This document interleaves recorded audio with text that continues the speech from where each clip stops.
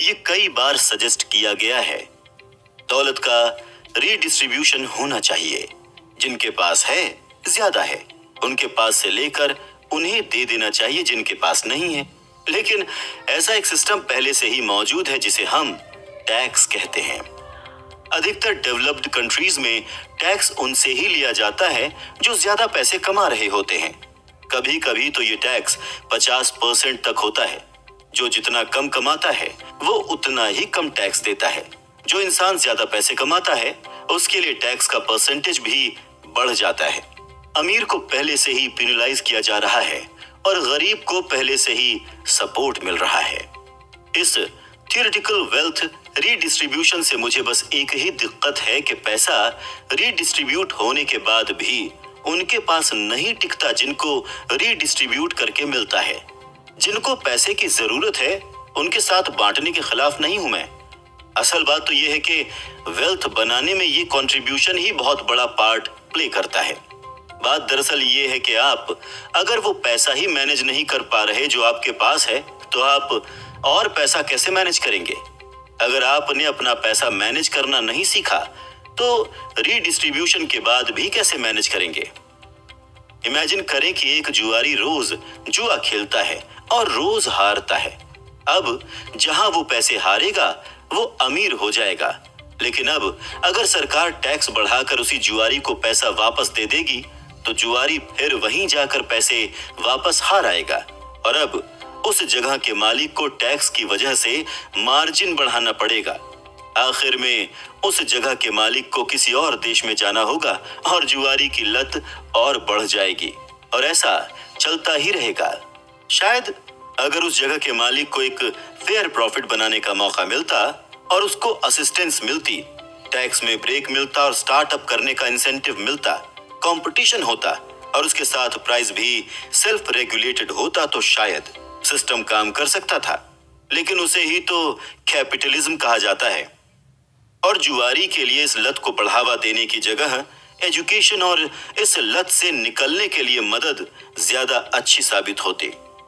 आपको ये बहुत कट्टर एग्जाम्पल लग सकता है, लेकिन लगभग सभी लोग अपना पैसा एक जुआरी की तरह ही मैनेज करते हैं, उसको बर्बाद करते हैं और सिर्फ इतना ही मोटिवेट होते हैं कि वो जिंदा रह सकें। स्कूलों में रीडिस्ट्रीब्यूशन ऑफ वेल्थ से ज्यादा पैसे को मैनेज करने के तरीके पढ़ाने की जरूरत है। Lottery redistribution. National endowment for financial education के रिसर्च के हिसाब से 70% लोग जिनको अचानक से बहुत ज्यादा पैसा मिला था उन्होंने वो पैसा कुछ ही सालों में गंवा दिया था। 44% लॉटरी विनर्स ने 5 साल के अंदर ही लॉटरी से जीती हुई सारी दौलत गंवा दी। 10 में से 9 लोगों का ऐसा मानना था कि उनकी तीसरी जनरेशन तक भी ये पैसे नहीं पहुंचेंगे। केवल 2% लोगों ने ये बात मानी कि वो लॉटरी जीतने के बाद पहले के मुकाबले कम खुश हैं। मैं दोबारा से ये बात कहता हूं, अगर आप वो पैसा मैनेज नहीं कर सकते जो आपके पास पहले से है तो आप आने वाले पैसे को भी गंवा देंगे। आप पहले बताए गए डेटा से समझ ही सकते हैं कि चाहे आपकी लॉटरी ही क्यों ना लगी हो, आप अगर पैसा मैनेज नहीं कर सकते तो आप उसको खो ही देंगे।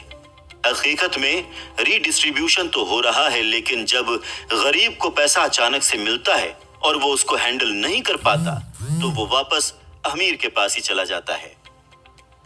Production versus consumption.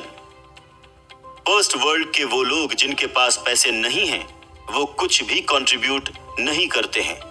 वो लोग कोई सर्विस नहीं देते, कोई एंटरप्राइज नहीं बनाते और इकोनॉमी में भी कुछ कंट्रीब्यूट नहीं करते हैं। इस सेंस में गरीबी बहुत ज्यादा खुदगर्ज है और प्रोड्यूस करने से ज्यादा कंज्यूम कर लेती है। अमीर वो है जो कुछ ना कुछ ऑफर करता है, चाहे वो सर्विस हो चाहे प्रोडक्ट।